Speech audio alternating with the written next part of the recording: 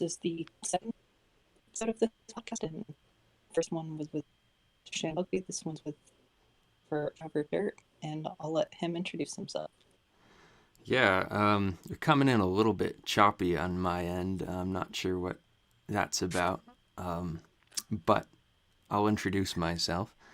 I make YouTube videos, primarily, it seems, about Marilyn Manson and fascism, but also many other topics. I like to keep it a little bit eclectic, and I like to talk about things that stimulate me intellectually and challenge me and make me think. And I I do I think I have a kind of a central message in what I do that I try to push in my content as much as possible, and so that also drives me forward. But I'm very happy to be at this point reaching out and talking to more people. I had a conversation with a YouTuber named Cleary a week or two ago that was really nice, and so I'm happy to be doing more podcast stuff like that.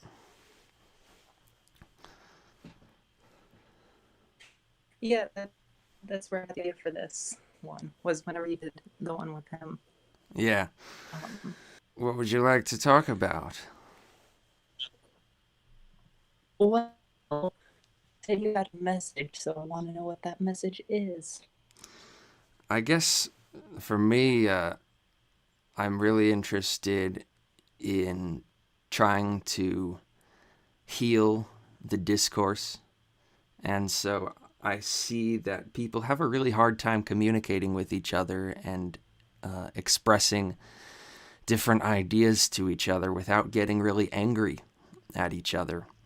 And I think this is bad for our culture. And so one of the things I want to do is get people okay with disagreeing with each other and get people to kind of learn how to have conversations again, because I think we've been kind of reared into this mentality of conversations being combative, and that's why I don't like the whole debate format, because it encourages competition rather than actual coming to a mutual understanding on something, and coming to an agreement on something, which I think is vital for having a society that can actually work through its problems. And so that I see as the great problem of our age. And I think it's interesting that I think other people are noticing something like that.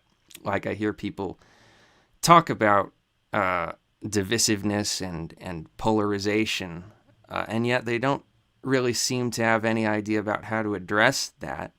But to me, I think the answer is staring us straight in the face, and all we need to do is just let our guard down a bit. I don't disagree. Did you see that Lex Friedman thing with Ben Shapiro and Destiny? I did see that it happened.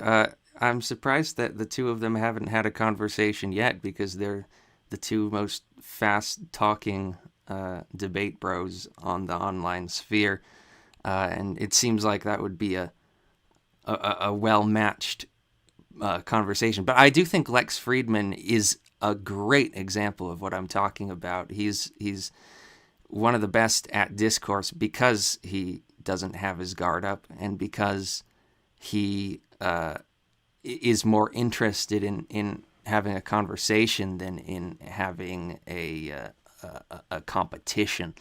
And so, but I don't really think either Destiny or Ben strike me as that kind of person. So I didn't actually see the conversation. How did it go?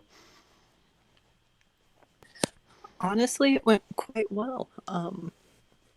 Very respectful. They agreed on quite a bit. They disagreed, and Lex only had to intervene once. Oh, well, that's great. Yeah, I think that out of the left wing streamers, Destiny is probably the best at discourse and debate.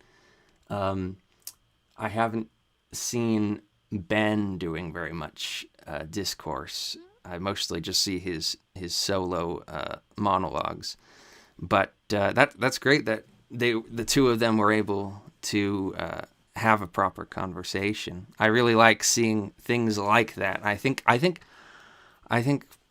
people tend to pick up on that kind of vibe and resonate with it when they can see that people are letting their guard down and just allowing the conversation to progress in a civilized way. I think people can admire that, and so I think it's a position of strength that that sort of technique. And so I can see it catching on in the future. I can see people getting tired of the combativeness, but it's going to happen slowly, obviously, because I think we just have a very angry culture in general, and it's going to take a long time to heal that. Yeah, that makes sense. So where does Marilyn Manson and fascism factor into this? Well, I think with both of them, they are creatures of controversy, and so they arouse a lot of emotion. And so the great challenge that they put to us is to approach them without getting roused up and listening to what they have to say and taking in whatever messages that we can draw from them that might actually be useful or helpful in some way. But they're also just very stimulating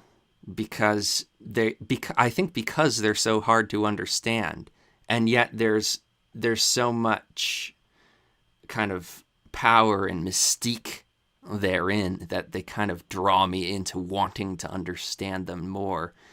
And that's kind of an infectious combination for me. So with Manson, it's really, I mean, he's one of the most brilliant artists, if not the most brilliant artist I've ever seen. And his ability to use the most cryptic forms of messaging to deliver what he has to say and to not even brag about it is quite impressive to me. And just the amount of thought that he has inspired in me is quite impressive to me as an artistic achievement. And with fascism, I think that really, I mean, the challenge comes from trying to scrape away all of the layers of trauma that have kind of scabbed over the topic and made it difficult to understand, because there's a great collective trauma around that subject, and it still hurts people's feelings to this day, and it influences the way we engage with it. But and it makes it difficult to engage with it objectively. And so that has also been a great challenge, because so much of the literature and the opinion that you see on that topic it is kind of programmed from the perspective of being against it. And so we're not really allowed to just engage with it as it is. We always have to caveat the discussion with a huge heaping mound of sort of disapproval. But I think most ideologies don't get that sort of treatment. And so all I want to do is treat fascism like any other ideology. I mean, yeah, that makes sense. I mean, even communism is more acceptable than fascism, and objectively, it killed more people. Yeah, I mean, I guess I'm never too comfortable determining, which ideology killed more than another ideology, because there's just way too many factors that go into that. But certainly I think you can definitely make an argument that communism has on the whole been more dangerous than fascism, and yet communism still has a very strong contingent of the intellectual sphere in which it is still politically correct to just acknowledge its bright spots, and even if you don't totally get behind it, to at least engage with it honestly. And in fact, it's kind of frowned upon in the intellectual sphere to not engage with it on that level, and to engage with it on that very kind of paranoid Cold War level. And yet we have a very paranoid Cold War approach to talking about fascism. And to me, I think that's kind of a hypocrisy, although I'm not really one to get mad at hypocrisy in general. I kind of like hypocrisy, but it is an inconsistency that I don't think is necessary, and I don't think is productive.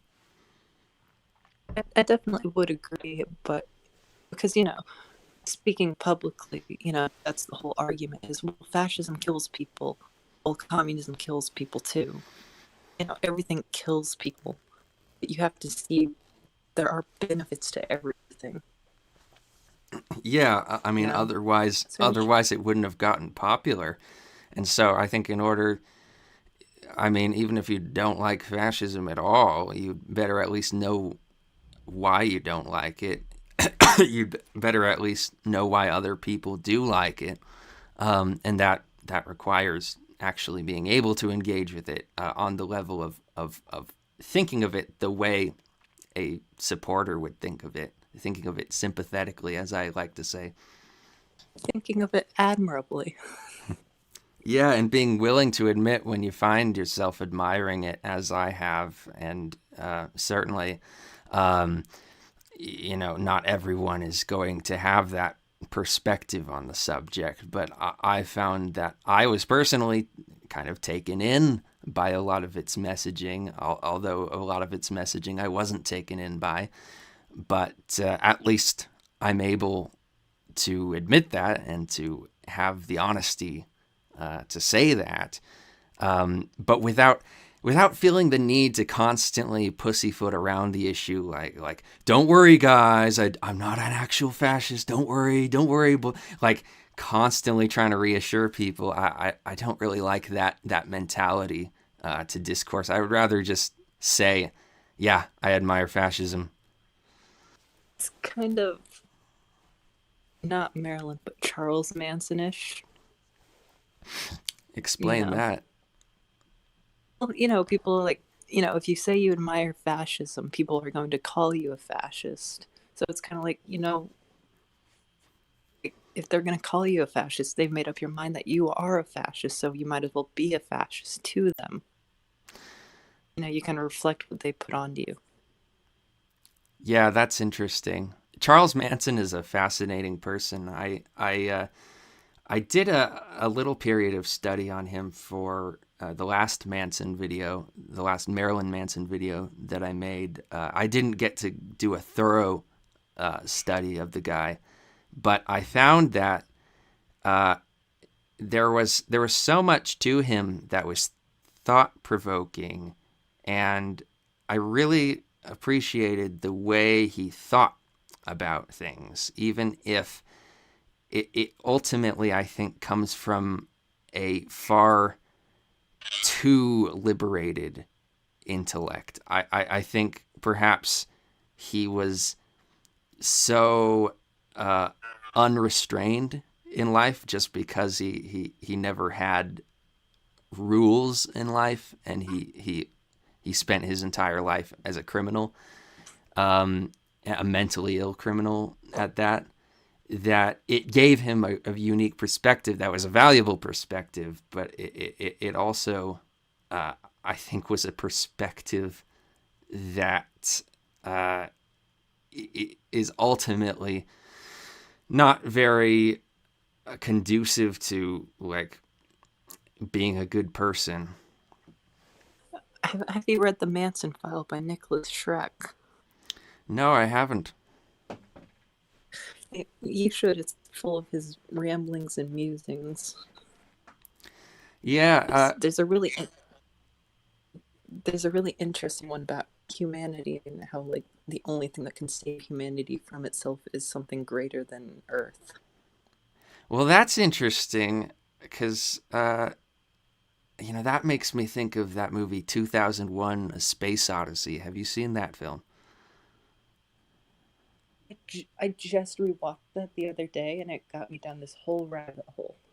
Yeah, because the thing that really resonates with me about that film is that we see how the HAL 9000 is sort of like humanity trying to evolve itself, but it's humanity using the tools, only the tools that it gained from the last contact with the monolith to evolve itself. So it's essentially kind of a humanity incestuously evolving itself, inbreeding itself into a higher plane of existence with this artificial intelligence that's supposed to be far more capable than a human being. And it ends up just falling victim to the same vices that the monkeys at the beginning fell victim to. Uh, and so the only way to really advance beyond that stage was to reach out to something higher than mankind, and that was the Jupiter mission, I guess, with the second contact with the monolith. Yeah, it's really interesting how the AI turned out in that movie. It's kind of like you live with apes and you act like them. Yeah, you live with apes, man. It's hard to be clean. Yeah, that's what I was thinking. Well, I think that 2001 expresses itself in Manson's lyrics. Like, this is evolution, the monkey, the man, then the gun. I think there's a lot of 2001 in Marilyn Manson. It's a very Nietzschean film. Yeah, explain that to me. Oh, it kind of, you know what the eternal return is? The way I understand it, it's the idea that mankind in his best form would want to live his life as it is over and over again because that is the most life affirming way to be. Yeah, it's the idea that your life will repeat over and over and over again. It's there's actually some evidence to suggest this is possible, kind of. Hmm. Um, there's this guy named Brian Cox who's I think he's an astrophysicist. He was on Joe Rogan once, but he kind of just rewrote the Big Bang recently in a way that kind of leaves the possibility open. That's interesting. I, I've heard that the Big Bang Theory has been undergoing a revision lately, although I know nothing about physics, so I would not be able to understand the math behind that. yeah, no, I don't know anything about physics either, but there's this one guy who characterizes it pretty well. It's the Big Bang was not the beginning. There was something before the Big Bang, and that something is what we will have after the Big Bang in our future. Yeah, that kind of reminds me of string theory from those fucking Nova documentaries. That fucking blew my mind. But I wouldn't know the first thing about explaining that. But yeah, this idea that uh, the Big Bang is not the the ultimate origin of the universe. That there, but when you get down to that level, like what is time? You're kind of you lose me at that point. Like time isn't linear, and I mean I don't even know how to understand that. Yeah, once you get down to the time aspect of it, you lose me. Yeah. I no. And that's kind of where that scene in Space Odyssey, where everything dilates, kind of comes in. Hmm. Yeah, going beyond the bounds of space and time. So anyway, off that topic, which is Yes. sure to give someone an existential crisis. Um, I was scrolling through your Reddit. You're gonna make. You said you were writing a script for something based on Antichrist Superstar. Yeah, I've been attempting to brainstorm the way an Antichrist Superstar stage play could work, like a musical stage play that incorporates all of the songs from the album. And I do have a lot of ideas about how that could be done. It would, I think, it would have to be kind of paralleling the story of Manson, because really Antichrist Superstar is about Manson. And it would also have to be sort of like how in Hollywood, where he makes this mythological parody of Hollywood and Death Valley as Holywood and the Valley of Death. And everything's a little bit different than it is in our world, but only to exaggerate the things that he wanted to satirize or criticize about our world. And so I had this idea that, like, it could take place in a mythological version of the United States, where the president is literally considered the incarnation of Jesus Christ on Earth, and that when the Antichrist takes the throne of God, he's taking the throne of the president, and so because the president literally is God, and so there's a lot of ideas that I have for what that could look like. But it's an interesting idea. I just haven't quite figured out how it'll all work together with all of the songs, because there's so many songs that it would have to be long, and even then there wouldn't be a whole lot of downtime between the songs. So it's kind of like that VMA performance with Beautiful People, Yeah, where he was like running for president. yeah, my fellow Americans. Well, and he has that flag, the American flag with the shock symbol, and I had the idea that the American flag could originally have just a white cross in the canton, and then he replaces it with the shock symbol. Yeah, that would be very interesting. Kind of, the shock symbol is kind of is reminiscent of the British Union of Fascists. Yeah, it is. I was watching this documentary the other day about another artist named Boyd Rice, who actually a lot of interesting intersections with Manson, but it made that connection between the two. I forget exactly what it was, but Gambit Game was in it. So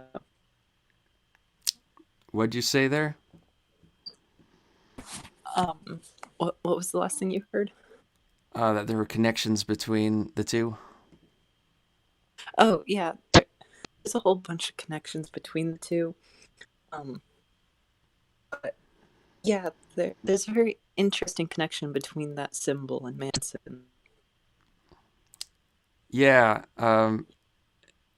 Well, it's a symbol of power, and I think there's the connection there between the way Manson used it and the way the BUF used it. I think it's meant to really strike people. It's meant to really make kind of electrify people. It's the part of fascism that attracts people. It's aesthetic. Yes, the aesthetic of fascism is extremely important, And I thought it was interesting the way Manson used it, because the way I interpreted all of the fascist imagery in his Antichrist Superstar performances was, I interpreted that as in trying to dismantle what he calls the fascism of beauty and the fascism of Christianity. He ends up kind of just adopting his own fascism of anti-establishment philosophy.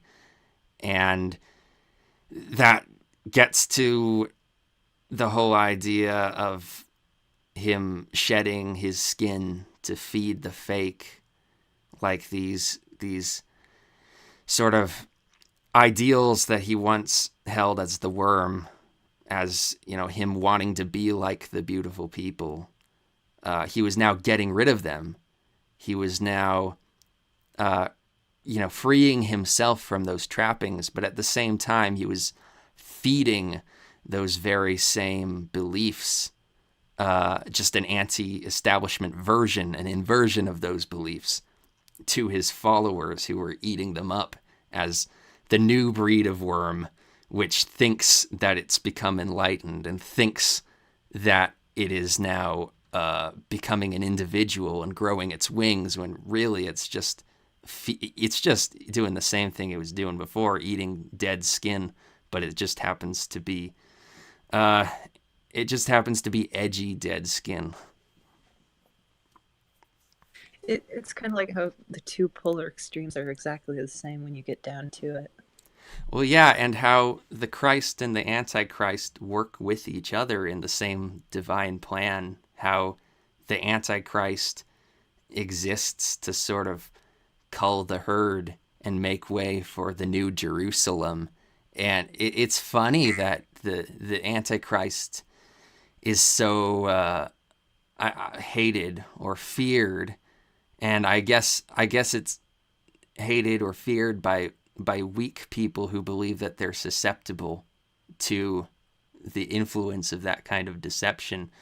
But really, I mean, it's part of God's plan if you read Revelation. Yeah. Have you ever heard of the Process Church of the Final Judgment? No, I haven't. They're mentioned in the Long Hard Road Out of Hell once, but they're kind of this really interesting thing where it's kind of like, no, we need to combine Christ and Satan. It's all the same. They took every extreme and kind of combined it into one. That's interesting. They would go out and get fascists and communists and anarchists and it was this weird Scientology split off. It was absolutely weird, but it kind of made sense at the same time. Is it are they just kind of believers in duality then? Kind of. Kind of. They were really weird. Yeah.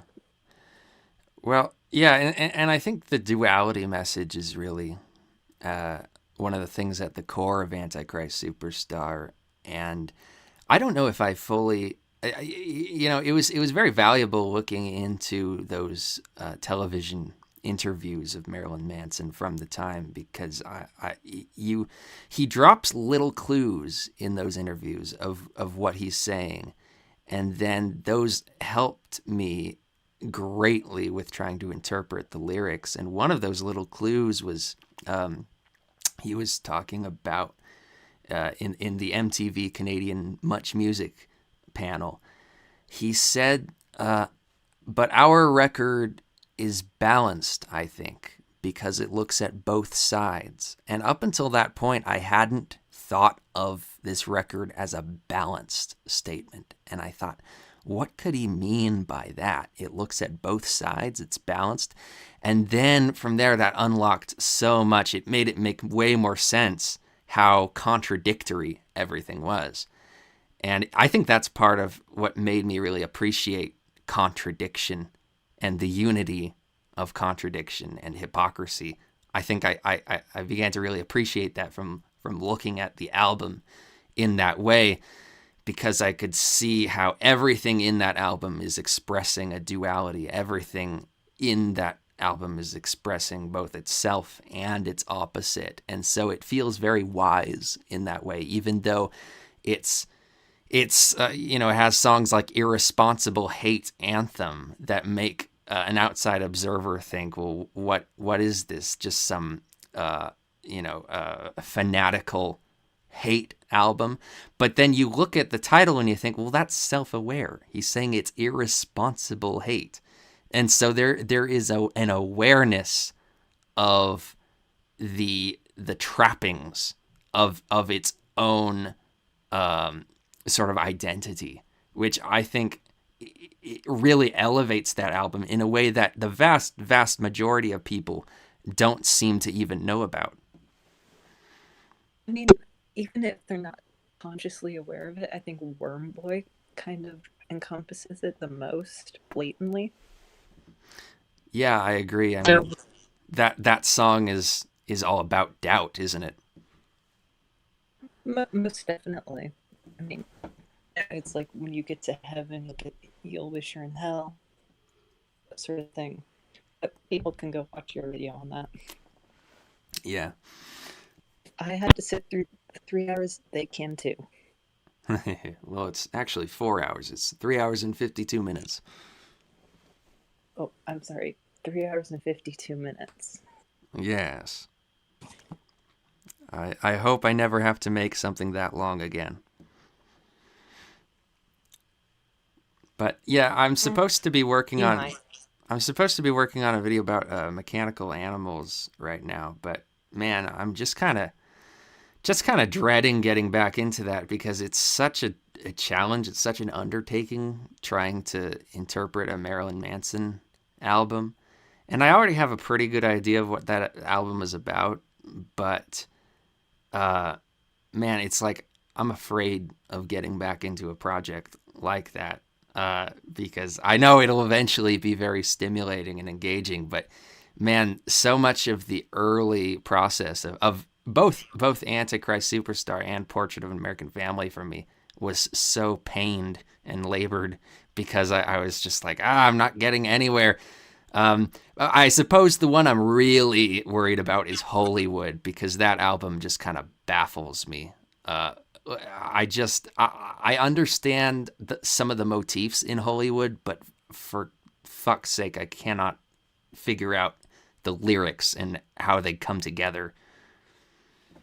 Yeah, Hollywood is a whole monstrosity that I've spent the last year trying to understand. It's just as you think you get it, you find something new that completely destroys it.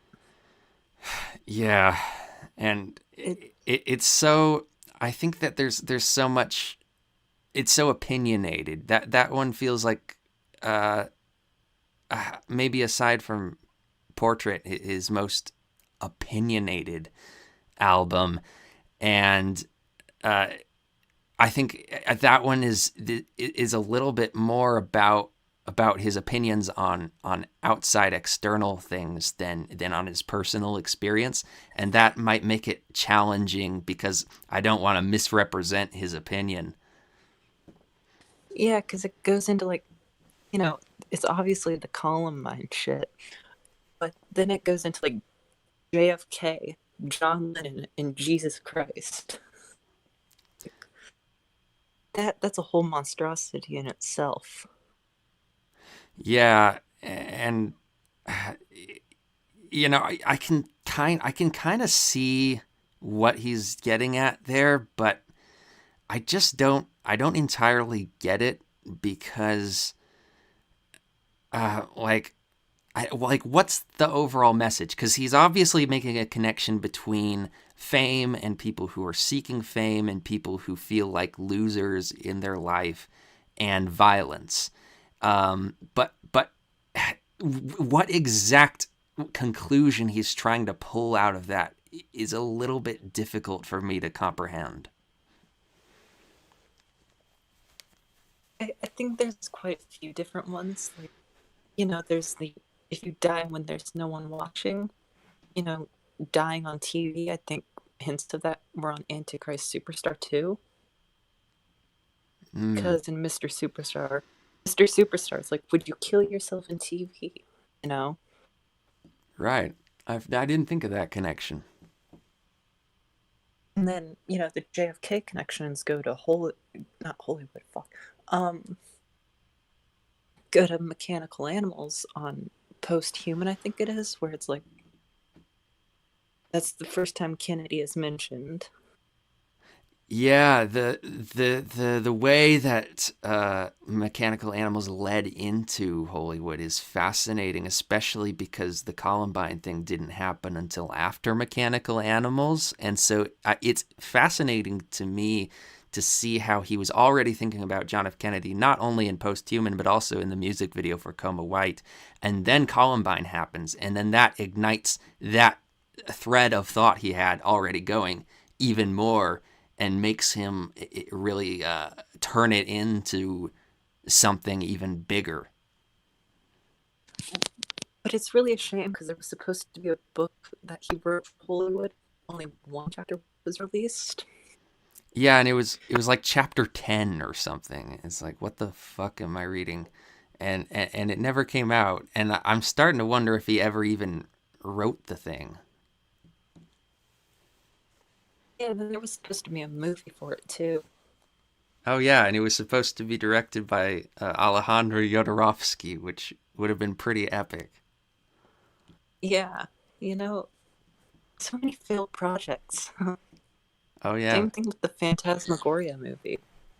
yeah. That one, I don't know how that one would have worked out, but that's interesting because it ties into his whole "eat me, drink me" phase. Which, even though I said in one of my videos that Golden Age of the Grotesque is the last album of his that really felt like a performance art piece that was really had its own identity. But even still, there's still traces of that with "Eat Me, Drink Me" in the connections he makes between. I guess he's making connections between his relationship with Evan Rachel Wood, dating someone way way younger than him, a teenager at the time, and then the Lolita connection with like heart shaped glasses, and then if you look into Lewis Carroll, you find out that he had an inappropriate relationship with Alice, who he based his book on. And so it's fascinating to me to see what he was trying to get at there with creating an overall an overall statement. Although I haven't studied the album at all, and to be honest, it's not an album that I particularly like, so I don't listen to it very much at all either. But there is something there that is a little bit bigger than this is just a collection of songs, and Phantasmagoria seems like it was feeding into that.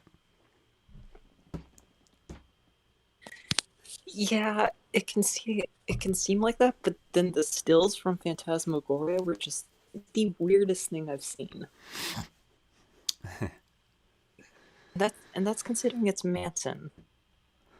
Yeah, I don't know if I've ever looked at the stills.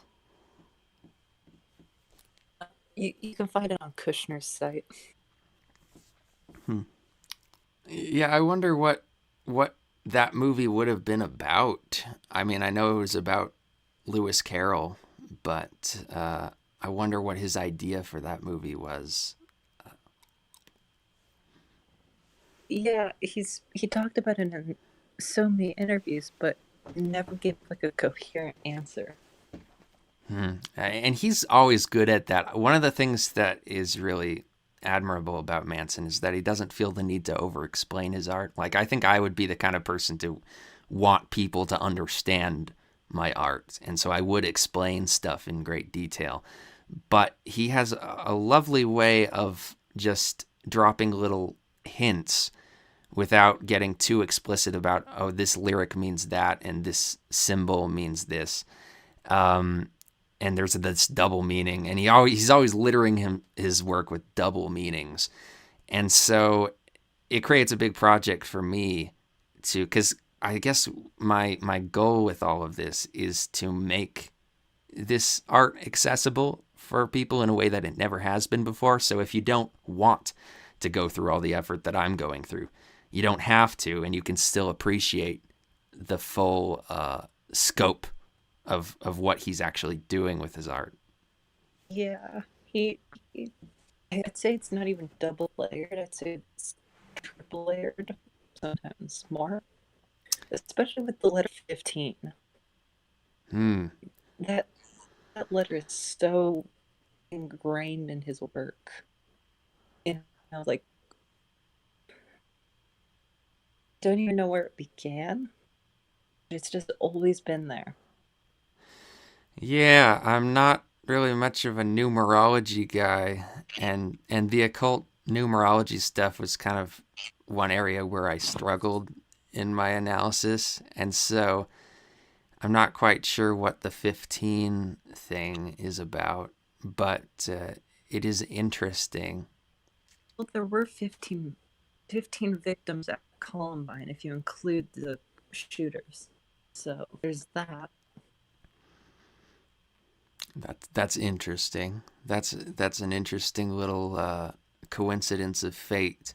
He must have taken that in as a sign. Was it a coincidence? And maybe he really was behind the shooting. Yeah, he orchestrated it. Well, then he also orchestrated it. The weird sort of, I guess, red herring that they were actually trying to blow up the school and kill most of the people from the explosions, but those didn't work. I don't know how that would have factored into his plans if he only wanted 15 people dead. Well, you see, he would have intentionally let everyone else out first, then, the reflecting God. Mm.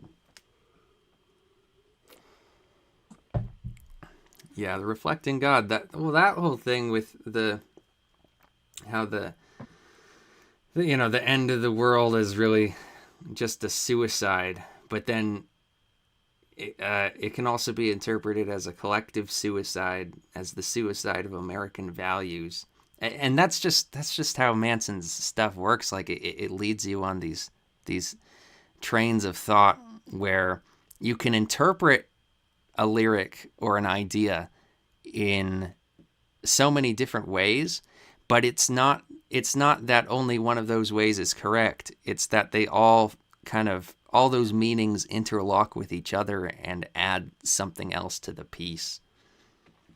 It's very Abraxas, I if that can't makes sense. I can't remember what that is. Abraxas is this Gnostic kind of hermaphroditic collection of opposites mashed together. I think most people nowadays know of like the symbol of Baphomet as that. Abraxas predates it by so much. No, balance. That's the word.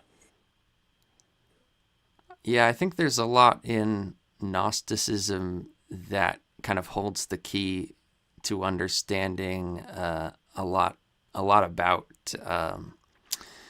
just symbology and the occult and also just Abrahamic religions. But it's a subject that I've to this point not devoted really any study into. But I think it's one that I should at some point study because I just keep hearing things about it here and there. And every time I hear something about Gnosticism, I think, well, wow, that's amazing. But then I forget about it. And so I don't really know what Gnosticism is even about in the end. But it just seems like one of the kind of the hubs on this wheel that I'm interested in. Well, then it brings it back to Charles Manson because he called Abraxas his god. Well, that makes sense. it's so interconnected. Yeah. What's the deal with the swastika tattoo on Charles Manson? I think it's supposed to represent power, nature, order, you know. Hmm. Yeah, because I looked into it and it seemed like he had a different understanding of what the swastika meant than what most people would assume when they look at it. And that kind of did seem to um, really, I guess, harmonize with a lot of what I know about Manson. That he likes to uh, deceive people into thinking that he's overrated. I guess he likes to deceive people into thinking that uh, there's really not much to him at the bottom of it. That he's just a crazy, even though he has all these pretensions and people read all of these amazing things into him. But I think that is a deception. And when you really look into it, you see, actually, this guy is kind of as interesting as people believe he is, or as his followers believed he was. Yeah, I definitely would have loved to have a conversation with him, but he's dead now, so Yeah, I don't know if I don't know if I would have been able to have a conversation with him, but I guess you don't have the conversation with Manson. He has the conversation with you. He controls it. well, I mean, I guess with AI now we could have a conversation with him. Yeah, that would be terrible. Like, have you seen the AI George Carlin routine? I have, and it was just it it wasn't good. Yeah, it wasn't quite right, was it? It felt off. It felt like someone who didn't know all too much about Carlin tried to do something, and it Yeah. just felt like Well, I heard that they it got just felt sued. repetitive. I heard that the He creator had got like sued by the George Carlin estate. yeah, his daughter filed a lawsuit, so And that's interesting because that could determine a lot about the future of this sort of thing, about the right to someone's image being manipulated by just not even big companies, but just regular private creators. I don't know if I really care which way the lawsuit ends up, because I don't know if I really care too much about whether we're able to make AI George Carlin routines. well, yeah, I don't really care either, but I do think that it's interesting how it can take on the personality of someone who's dead. Like a friend of mine um made a book and he got um AI to write a synopsis of it as if Anton LaVey wrote it. It was really interesting. Huh. Yeah. Cuz yeah, I mean LeVay has a very particular way of writing. It would be interesting to see how that would end up. Yeah, I'll send you the I'll send you the thing for it. It's a really it's very similar. It's very bombastic. It's they had a very bombastic way of speaking. Yeah, I do rather like LeVay. I wish that there were more interviews of him on YouTube, because I really liked just seeing him talk in real time to people. Yeah, sadly during the 80s he something happened where someone did like hours upon hours of interviews with him and completely trashed him. And they've never seen the light of day. So there's hours of interviews with him that are just gone. after that, he kind of lost trust for recorded interviews. So, Yeah, that's a shame because I think that he was a really one of a kind, important voice in the 20th century for people questioning religion and questioning the the sort of social conditioning of society and wanting to stake out a place as individuals. yeah, it's LaVey definitely hit big. We don't think we can even measure certain influences. Like, I don't even think we can measure the influence of Hitler yet because it's still reverberating. Yeah, Same thing with LaVey. For those listening, that's not to call LaVey Hitler. I did have this argument with this dumb fuck yesterday. you had an argument about what? Oh, just, they were like trying to convince me that LaVey was some sort of Nazi. I don't know. It's weird. I mean, I guess the whole idea of survival of the fittest is a thread of comparison between them, but the Nazis were all about conformity, and so that's a stark difference between them and LaVey. Yeah, they always bring up his associations with people like James Mason, if you know who that is. I know the actor James Mason. Oh, let's say she has an uncle, but I don't know the one you're talking about. uh, James Mason founded or helped found Atomwaffen Division and wrote a book called Siege. And LaVey gave him like a copy of the Satanic Bible that was signed. It was more out of like, respect for going against the social norm and mainstream than actual agreements. But, people take that how they want. Yeah, I think I actually have heard of that guy, although I don't know anything about him. What was the organization he founded about, or what was the thing he founded about? Well, he was initially part of the original like American Nazi Party, and then he broke away and then did some other stuff. Got arrested for possession of interesting content containing minors. And yeah, then he found it out in Waffen. Yeah, I mean, it's interesting the intersection between degeneracy and Puritanism there. It reminds me of that movie, American History X, where uh, Edward Norton's character is the only actual neo-Nazi in that town because everyone else is just doing it because they want to be racist and have a club where they can all be racist together. But Edward Norton actually believes in the values of the Nazis, and that makes all the people in prison hate him. All the neo-Nazis in prison hate him because they think he's a square because he's telling them not to do drugs and not to rape men and stuff, and then they end up punishing him very severely for that.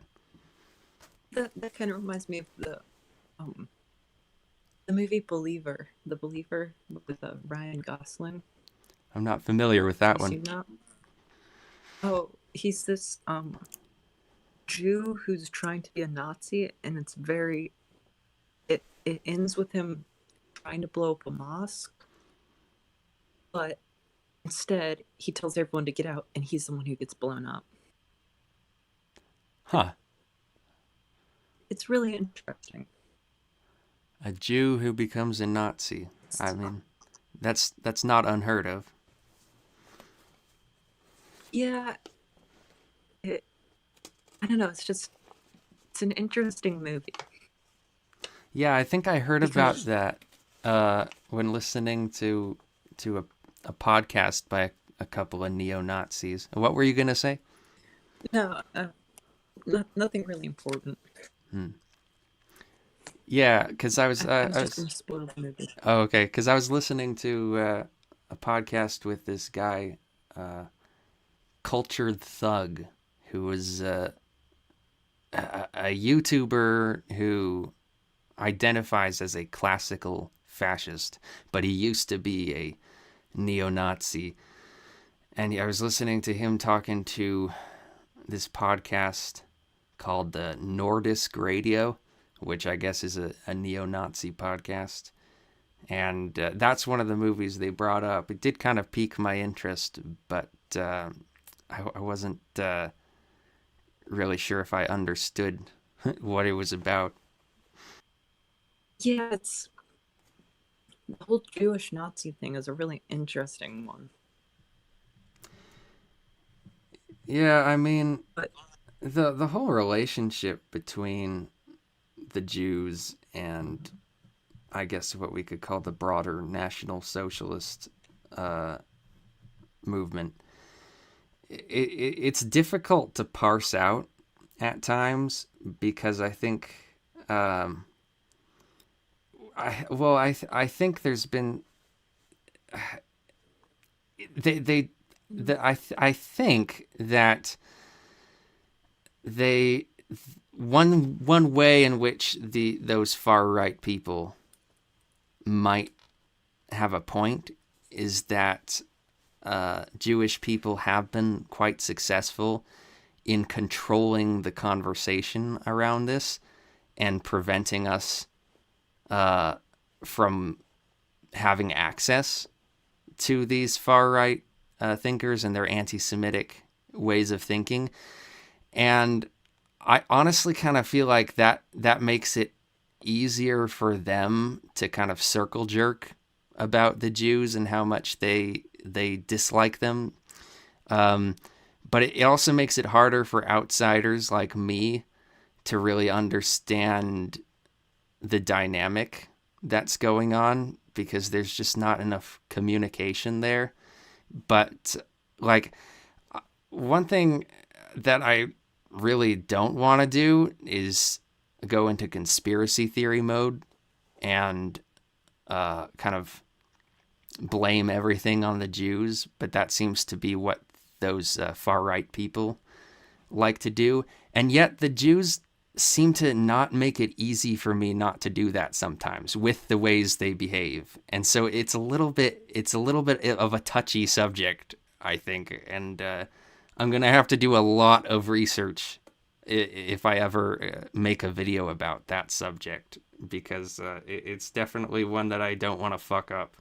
yeah, you've already got the why you admire fascism video, so might as well Yeah. just get the algorithm to hate you.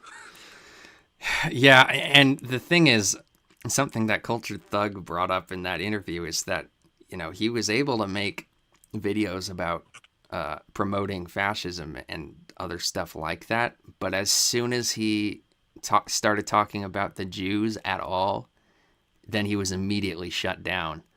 And it's like, that seems to be the threshold that you just can't cross.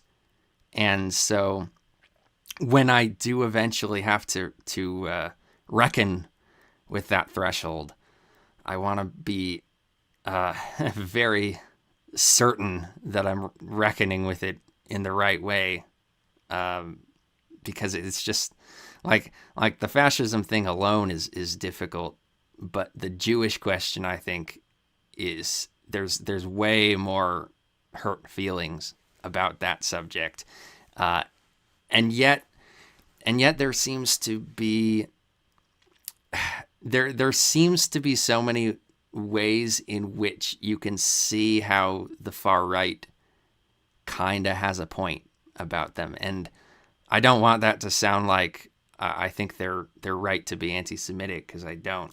And usually I don't caveat my speech like this when I talk, but when it comes to this subject, this is one of the few subjects that actually scares me to talk about. Yeah, it's a difficult topic just given how layered it is. Yeah. Oh, definitely, for sure. That's about an hour. It's about an hour. Yeah. Want to go for another hour? I can try. Yeah. can see if I we might can. have to do something. I have to do something real quick. Oh, okay. Maybe not. Um, I'm just gonna go do it real quick. Okay. All right. 5 minute break because my voice is dying. I haven't had water this whole time. All right. All right. See you in a few minutes. A few moments later. Are you back? Um, yep, I'm back. I'm Great. gonna put the recording back on. Wonderful. So, yeah, I was interested in your reading list that I found because it seemed like you had a lot of literature from very different contradictory perspectives. And I do like that sort of thing. Uh, how do you interpret that? What does that mean to you? I think it's kind of the same thing as your open conversation idea. Just taking all the different points of view. Just putting something out. You know, not not taking it for granted. Yeah. Um, I think if more people tried to understand these things rather than argue about them, just have a discussion about them, it would be so much better. yeah, I totally agree, and not getting uh, personally, like emotionally invested in this, as if all ideas we consider have to be true. We can't consider a wrong idea. Um, I, I think that we really need to kind of grow up a little bit as a culture and learn how to engage intellectually with each other. I saw on that reading list Fascism Viewed from the Right, which was a book that I read pretty recently. And I thought that that perspective on the topic was so valuable to me for understanding it because it was not an explicitly fascist perspective. It was not a like a pro regime sympathizer perspective like I've gotten from someone like James Strachey Barnes, but it was at the same time the total opposite of any kind of liberal or left-wing analysis of the topic. And he was saying, well, let's take a balanced approach in looking at fascism, criticizing it for its weak spots, but appreciating it for its strong points. But the funny thing is, for him, the strong points were the extremely far right talking points and the extremely far right beliefs and techniques. And that's a perspective that you never see. And I thought it was so fascinating because it also elucidated, I think, a lot about fascist ideology that made it more clear and understandable. And it's like, because he was coming from a similar but not entirely identical perspective, he was then able to present the perspective of fascism in a much more accurate way and a much more digestible way than I've ever seen it done before. Whereas most people, I feel, seem to be kind of baffled by fascism. Yeah, I read it a bit ago. I think I need to reread it because it's kind of getting fuzzy at this point. It's been like 6 months. Um, right now I'm reading Fascism in Britain from Thurlow. I do agree with your opinion on it. Yeah, that the Which, British, the which British. reading list? Oh yes. Which reading list was this? I have a few. I was on one of your little magazines that you got. I clicked on your website on Discord, and I found that. Oh, the Neo-Gandhist site. Yeah, yeah. I wanted to see a little bit of what you were interested in. I found it interesting because I never expect to find people who have this sort of contradictory interest in both individualist and collectivist philosophies, and so it's always cool to see someone else who has found that connection interesting. Yeah, I like the balance. I like the balance. Yeah, me too. And I honestly, I think I'm on the whole an extremely moderate person. Um, but I think that the strongest kind of moderate is the kind of moderate who's able to be moderate even in the face of extremism. And most so-called moderates are not able to do that. Yeah, it reminds me I do need to type up the scathing critique of moderates I wrote. Oh yeah? What's your critique? Most of the time they don't do anything but whine about the left and the right. Like they Don't don't really have find much. any real answers? Yeah, they kind of just say the same thing. And it's like you're just trying to get a moral superiority. Yeah, the As if sort yours is of different. the, the what could you call it, the masturbation over being moderate just becomes The, irritating. the selective judge and good guy badge, Yeah. as Manson would say. Well, yeah, I find the British fascism that you're reading about the the most interesting area of fascism because from what I've seen, it's the most um, relatable to a moderate. It seems to be appealing much more to moderates. Like the goal was to appeal much more to moderates than any other version of fascism that I've discovered. And so I found that it had a lot of appeal to me reading about it. And that I think says a lot about how British society is viewed both within and without its culture as a very moderate culture and a very politically mature culture. I've been reading Nicholas Mosley's book, Rules of the Game and Beyond the Pale, lately, which is a fascinating book about. It's about his dad, but it's also about him. It's like a combination biography and autobiography. And I mean, I gotta say it. I think Oswald Mosley is one of the most fascinating people I've ever read about, if not the most fascinating. I would put him on the level of maybe Napoleon Bonaparte. He's probably the only other person, a historical figure, I've been as fascinated about as Mosley. Did you see that Napoleon movie that just came out? I wanted to at first, even though I don't like Ridley Scott. But then I heard that the movie was a train wreck, and so I got discouraged and sad about it. Yeah, it was a train wreck.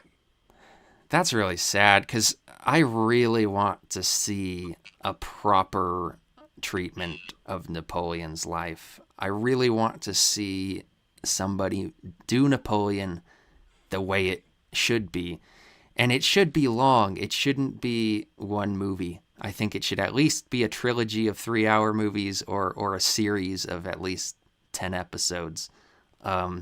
But like something, or 12 episodes, something that's able to cover the small details of how he got from thing to thing, because I think a lot of times they skip over that and it creates the impression that, oh, Napoleon is just this great man who did one thing and then he did another thing, and there's no feeling of thread or connection between those things that creates good storytelling and makes you really care for this person or find this person interesting. But I think the interesting part of Napoleon is how one thing led to the next, and it shatters the impression that this was all sort of meant to be, or that we're taking this for granted as just some thing that happened in history, if we're able to look at it that way. And so far, I don't think any movie has really done that, just because of the constraints of time, among other things. I saw this Reddit thing that was like, it would have been better as seven 2-hour episodes. Yeah. Oh, totally. I can see Napoleon being told in 7 2-hour episodes. And they never cover the really early stuff about how uh, he first got into the army as a lieutenant, and then he got promoted to captain after a fiasco in Corsica, where he created the Corsican National Guard and became a lieutenant colonel, and then got on the bad side of the governor, who used to be his hero in childhood and a friend of his dad. And then the governor exiled him and tried to get him court-martialed, and he went to the war office in Paris, and they promoted him to captain. I mean, that's such a fascinating story that never gets told, but I think it would, if somebody would actually adapt that part of the story, it would give people a much better idea of who this Napoleon is, so that, because it can kind of just feel like, oh yeah, he's a great man in history who just came on the scene and did a bunch of cool stuff. But seeing that develop, I think, is a crucial element of the story. Yeah, the movie didn't start at all in his early life. It was like, it started, he was already to some degree in charge, and then it just went right in. Then it went to his personal relationship with Josephine. I'm not sure whether the letters that they read were real or not. I'm not too versed in him. Were they really hot letters written by Napoleon to Josephine, talking about like how she shouldn't bathe because he wants to just be encompassed by her essence or whatever the fuck? No, they didn't really go that deep. Because that's the kind of thing that Napoleon wrote, because he was infatuated with her and she wasn't. She didn't reciprocate those feelings. He was a bit of what we would call a simp. Oh, he was a total simp. For a woman 7 years older than him, which is an interesting little sort of, what was it, unconventional age gap. I think it adds a little bit of spice to the Napoleon story. Yeah. I know, they just made him out to be like some incel. Yeah. I heard about that. I don't know what to think about that, because I do get, you know, I do get kind of slightly incelish vibes from Napoleon, but I mean, obviously he wasn't an incel because he wasn't celibate. So I don't really know what that means. Yeah, they were trying to make him into an incel without him actually being an incel. So It was weird. was he just like really bitter about women or something? No, they made him like a complete moron when it came to Josephine. Interesting. Well, I can kind of get that, because Josephine was such a libertine, and he was trying to get really serious with her and like have this proposing marriage to her, and she was kind of not really taking it seriously, because she's from a more a culture of kind of sexual openness and liberality, and where sex is treated very casually. And so, and she didn't really have particularly strong feelings about Napoleon one way or the other. And so there was kind of a one-sidedness to their relationship at first. Yeah, I kind of got that vibe. Again, I don't know too much about Napoleon. It's I'm very lacking in that knowledge, but I'll take your word. Yeah. I mean, definitely one of the most amazing people who ever existed, just with everything he accomplished and everything that he was about in the time that he lived in. But yeah, it's unfortunate. It's unfortunate that Hollywood has so far struggled to really turn that into anything interesting. Yeah, I was kind of excited about it because it was like, they did Oppenheimer so well. I loved that movie. Yeah, Oppenheimer was great. Actually, I have the book that it was based on right here next to me. Yeah, I mean, I didn't even quite understand it because it was all very fast paced and there was so much conversation, and you had to keep track of every little conversation that was happening with the different timelines going at the same time. It was a movie that didn't really hold your hand much. Yeah, it kind of just went all in, but it made it make sense. Yeah, uh, and I guess it was cool to see a movie about World War II that was actually about an intellectual, because so many World War II movies are about soldiers, and so they portray one very specific dynamic, but there are definitely other ways to experience the war, and I liked that it showed from a more sensitive intellectual point of view what was going on a different front of the war, I guess. Yeah. My only problem was a few fabricated scenes. Like, the scene with the apple?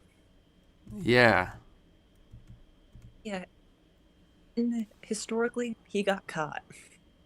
he did. Yeah, he got caught, and his parents bribed the school not to expel him. So instead, they sent him to a psychoanalyst who he ended up hating. Well, that's Niels Bohr Niels Bohr was not there to save teacher. that's pretty crazy because I mean that's quite a thing to get caught doing. Yeah, and then there were a few other scenes that were fabricated or at least stretched.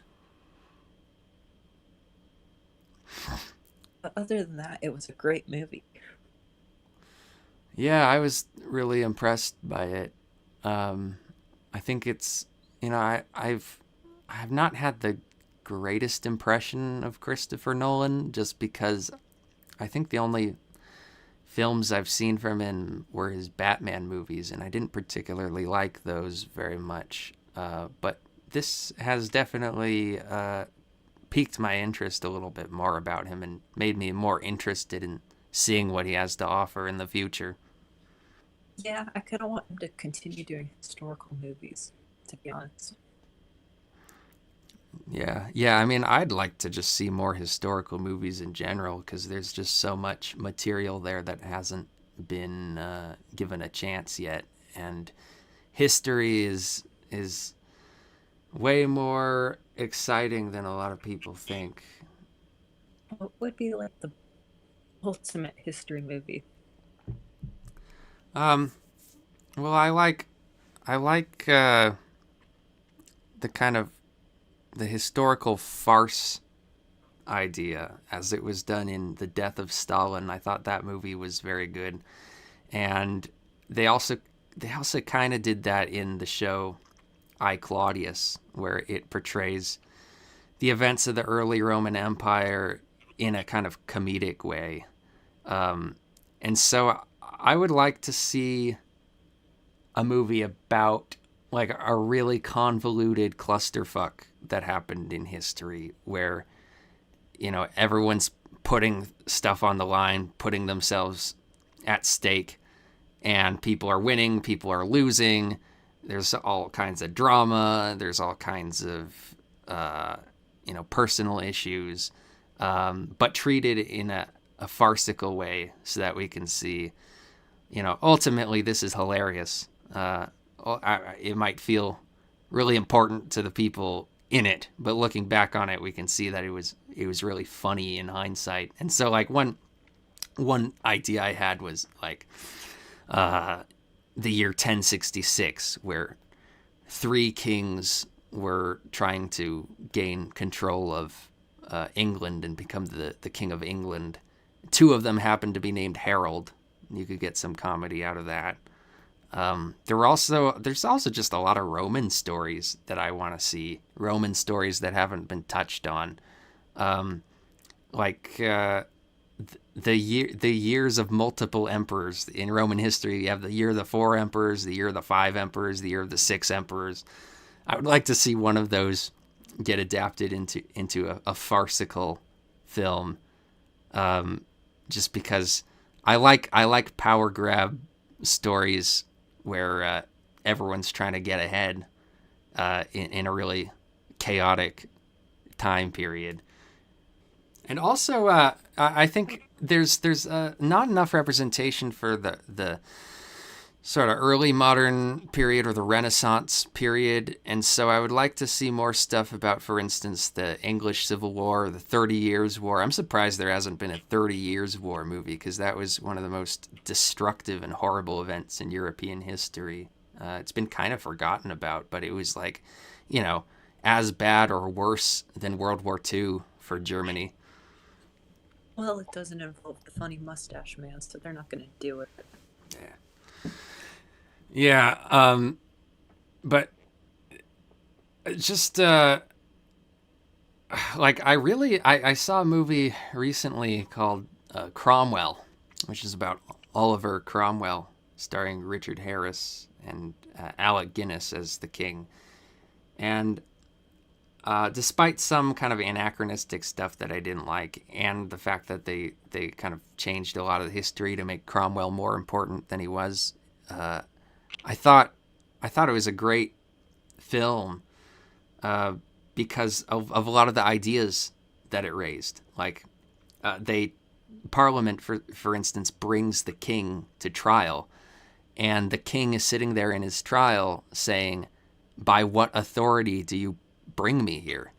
And they didn't really have an answer to his question, and just seeing how these very what we take for granted elements of our culture today, how at one point they were a completely radical revision of anything that people had thought, and seeing how that ground was broken is a great kind of way to make a movie about history really interesting. And I would like to see more movies tackle those big groundbreaking moments where they're breaking with tradition and trying to figure out how to do that. I'd like to see one on Ulysses S. Grant. Yeah, what do you want to see about? What do you want to see him for? He's considered like this useless president. But his problem wasn't that he was useless.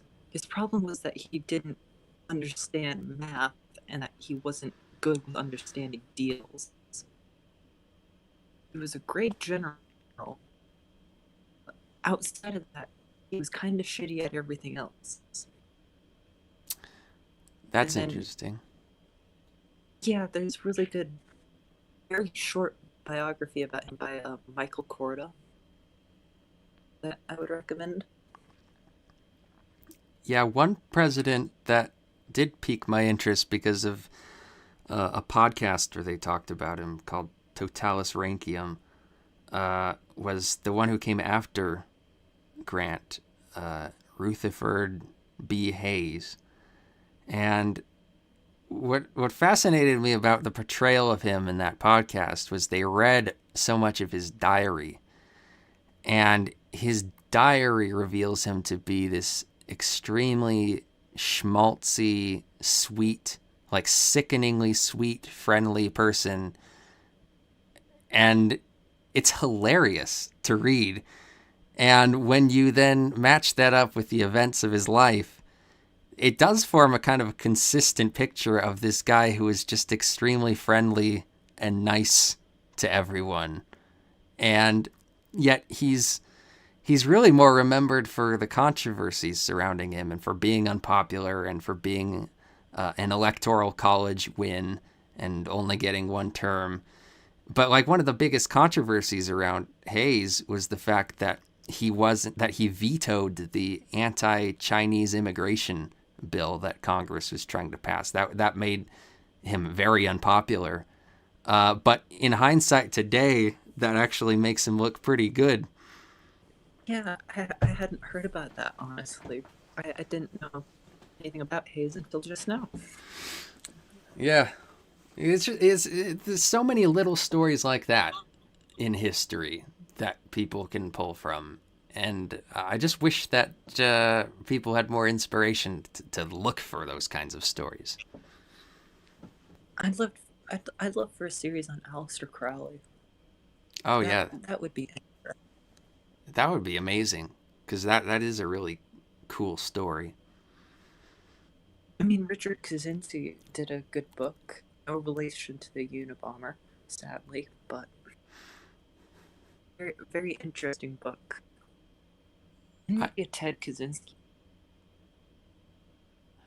I always pronounce it Crowley rather than Crowley. He was pretty cruel. Cruelly. He was quite cruel at times. He did torture cats as a child, so Oh, he was one of those kids. he was the quiet kid. Yeah, the quiet kid. Gotcha. Yes. No, but it's like so interesting. He was such a sheltered child, and then as soon as he was able to, he just went absolutely nuts with everything. Yeah. And here we have the Beatles. He was the beast. Who else would be interesting like that? Well, I find Gerald Gardner an interesting story. I'm interested in neo-paganism in general. And Gerald Gardner, of course, founded the religion of Wicca. And there's kind of a big mystery around Gardner about where he got Wicca from, because he claimed that he was initiated into this secret society of witches, but there's no evidence that that secret society ever existed. And so whether he was or wasn't is a question. And if it did exist, how much of Wicca did he pull from them, as he claimed, and how much did he just make up on his own is uncertain. And so I'm not really sure how you would do a movie about him at that point. But he is an interesting figure for that mystery element. Might as well do Jack Parsons then, because he was an occultist and he worked for NASA. So Well, that sounds interesting. yeah, he did the jet propulsion, I think, for them. I don't know. It's really interesting.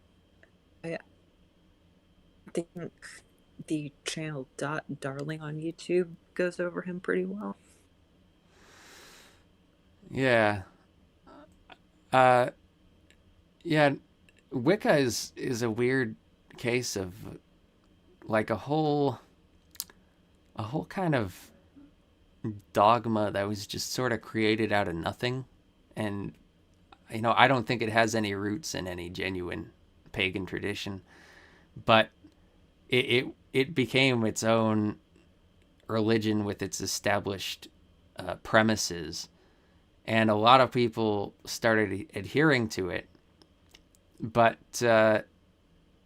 it's interesting because most neo-paganism is just kind of this sort of vague, amorphous cafeteria religion, but then there's Wicca in the midst of it as just like kind of a fully developed deal, and it just kind of came out of nowhere in the 1940s. Yeah, I would love to see more about sort of more occultic figures. Yeah, I mean they don't get a whole lot of representation. Which sucks because they're so influential. You can point directly to Crowley to pioneering the hippie movement. then you can point to that creating David Bowie, which created Mechanical Animals. Yeah, speaking of the hippies, I've been thinking lately about just how important LSD is for the history of humanity. And I think that it's possible that LSD is far more significant than most people realize. I think it might have been really the thing that made the 60s into the 60s. And I don't know if the 60s would have happened that way without it. Go on. I like where this is going. Yeah. Well, LSD, because it really gave people a new perspective, which I think people were kind of craving during the 1950s, because things had gotten so boring in the post-war period. And LSD, I think, directly led to a lot of the shattering of the old worldview of this is just how things are, because it showed people that there was a whole hidden aspect of existence that they hadn't even explored yet. And there were things that you could experience but you couldn't even communicate. Profound things, emotions that you never knew existed, colors that you never knew existed. And I wish that my experience with psychedelics was anywhere as profound as any of that. But for a lot of people, that it was extremely profound. And I think that directly led to a lot of, to people opening themselves up to spirituality that was not directly in the Christian tradition, opening themselves up to more Oriental spirituality. And then that influenced people's thoughts around peace and around, skepticism of the establishment. And, at that time, people stopped dressing in suits. And I've noticed that when I was a little kid, I think, there used to be more old people who were from the pre-LSD era who kind of dressed and carried themselves like old people. But I've noticed now that pretty much every old person was a young man in the 60s or after. And it's interesting the change that we see, because they're talking like me, they're dressing like me, they're kind of acting like me. Like, old people aren't really all that different from the young people anymore like they used to be. And I think it's because we're bridging the great gap that was created by the 60s, which I think is the most influential decade in human history. And I think a lot of that is down to LSD. So what you're saying is everyone should do LSD. I'm not sure that everyone should do it, because I don't think everyone needs to do it. But I think people should do it if they're curious about it. No, it might be interesting if someone starts slipping into the water supply. Yeah, I don't know if I would like that, because I did not enjoy my own psychedelic experience. I can't say anything on the subject, so I mean, without LSD. So, all right, here's a question. What do you think what is the best piece of media on the internet? I think it might be "Don't Hug Me, I'm Scared." Are you familiar with that? I'm familiar. Yeah. Don't Hug Me, I'm Scared is singular in just how it crafted um, itself around its messaging in a way that was subtle and layered and extremely detailed and interpretive. And so it's a lot like Marilyn Manson's work in that way. And I have struggled to make a video about Don't Hug Me, I'm Scared. And I have perhaps 7 times attempted to make a video about the subject and failed every single time to get it off the ground, just because it's so difficult to even really put into words what makes that show great. Maybe you need to do LSD and watch it. Yeah, maybe I need to do LSD. I don't know. I've been really high and watched it many times. Have you been high and watched 2001: Space Odyssey? I'm not sure. It sounds like something I would have done, but I can't remember. Right. Yeah. Well, I mean, it is one of those, like, slow movies are pretty good to watch when you're high. Like that movie Mandy. I watched that when I was extremely stoned, and it was so cool. And actually, I watched that around the same time We Are Chaos came out, and so I was listening to We Are Chaos while extremely high, and watching Mandy while extremely high, and those two things kind of melded themselves in my mind, so I kind of associate them with each other. It is the only way I'm able to watch Begotten, so. Oh, I wouldn't watch that no matter what state of mind I'm in. Someone edited Antichrist Superstar over it, which makes it a bit more tolerable. I mean, it wouldn't work anyway, just because like it doesn't match with Antichrist Superstar at all. It doesn't, but it gives it a bit more of a watchable vibe. Yeah. I mean, when we're talking about Begotten, watchability itself, I mean that's a real literal problem, because like it's hard to even see what's going on the screen. Yeah, and that's why Antichrist Superstar, when put over it, kind of helps. Yeah. I mean, I thought it yielded some good results in the music video for Crypt Orchid, but that's about the only thing I like about it. I kind of like challenging people to watch it to see if they will. So far, no one's gotten through it. Anyone who watches it full, I will give them $100. Yeah, it's very, very boring. I've never seen it all the way through. Well, We Are Chaos would kind of go.